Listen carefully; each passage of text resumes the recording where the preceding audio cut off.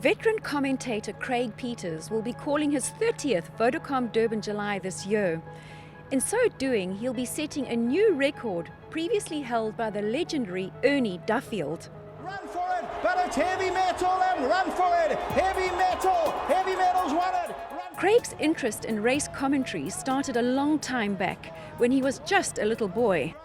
I started commentating off my father's car, off the bonnet, because kids weren't allowed on track, and that was at Newmarket Racecourse. And then I started taking tape recorder with and calling into them. I wasn't accurate, obviously, they were running head on, but I knew the colours from a very early age. Craig is known as Eagle Eye amongst the racing community for his uncanny knack of picking out a winner long before a race is finished. You've got to know the merit ratings, you've got to know the colours, what gets left, what's got blinkers, what's well in at the weights, the betting, and you've got to answer all the questions, because when they jump out, the whole world is looking at you. We go to over 50 countries, so you've got to know your game and you've got to know your colours and try and be as accurate as possible. Craig and his son Sheldon were the first ever father-son team in the world to call a Grade 1 race at the same time and venue. This was a feat accomplished at the 2005 Vodacom Durban July.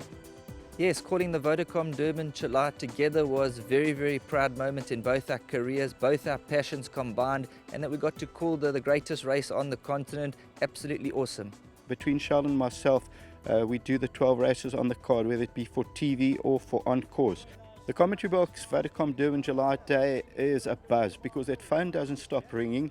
You've got to prepare as the horses go down to the start. You take them into the stalls. The crowd hangs on to every single word from the first race. You've got an influence over that whole crowd. Here comes Illustrador flying on the outside, and Illustrador takes it. Every time you make a buzz, they really roar. And in the big one, when they turn for home, you just mention one horse. For example, we say, and here's Illustrador, the crowd takes over. So you've got to come down your pitch as well then. Outside Jungle Warrior, but Illustrador won the Rothmans from Olympic Duel. And Gugu has won the Vodacom from Piers. When you call in a race, you're only doing it for memory. You're not looking into books or anything like that. So then you watch the replay to see if you were accurate or not, or called the right horses' names or not. You're doing it all from memory, like a boxer. When that bell goes, you've done as much training as you like, but it's just you and your opponent. Me, it's at my voice, eyes and memory. Outcome, I agree there. My most memorable July had to be Devon Air, because that was my first ever July. And then I loved Illustrador, because the crowd at the top of the stretch, I had them going well before they turned for home, because it was really strongly fancied, and you could see it was going to be very difficult to beat. So the crowd was in it with me. Royal Chalice as well, the 3-year-old, he picked him up. There was question marks about whether he would stay or not, and I remember going into the gates, I said, he's got the trainer, which was Terence Millard, he's got the ability, will he see out the trip? And the crowd was already buzzing when they were going into the stalls. Celebrities often get rapped over the knuckles for landing their children with unusual names. But one can't help thinking that racehorse owners and breeders are perhaps worse offenders. Obviously, they do not like the commentators. Just very recently, we had in one race, Akibua, Lurelip Jet and Crambambuli, Inevitability, and then we had this horse called Ho Opanopano. In previous years, we've had horses clashing, Lusipski and Lopakova, but now just let me take you through it.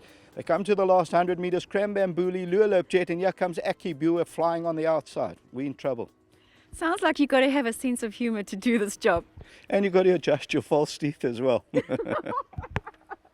Commentating has become a way of life in the Peters household. Brave and bold. Call me maybe 5 lengths off them, surfing bell to the inside. Must say, around the dinner table, some awesome moments. We used to do some banter, some commentating. My sister's wedding, we got together, did a half and a half commentary, and worked out very, very well for all the fans out there. They're lining up for the winning stakes. Liz and Angie Lynch, they're moving into the starting stalls. Liz needs a starting stall certificate. I'm just putting my false teeth back in. Liz is determined to get his companion and sweeps her up at the finish and carries her over the line. They cross the threshold as one and have a bright future ahead of them. must say he looked. And I've called a minimum of 16,000 races in my career. Most important duty of a horse racing commentator is to try and paint a clear picture of exactly what's going on during a race. And then you've got the guys listening down the telephone as well. They're listening to every word you're saying, so you try and describe it for them as well. Working with my dad, really a proud moment. It's been great over the last 7 or 8 years. We've been calling the Vodacom Durban July. We'll team up again this year and we'll give it our all.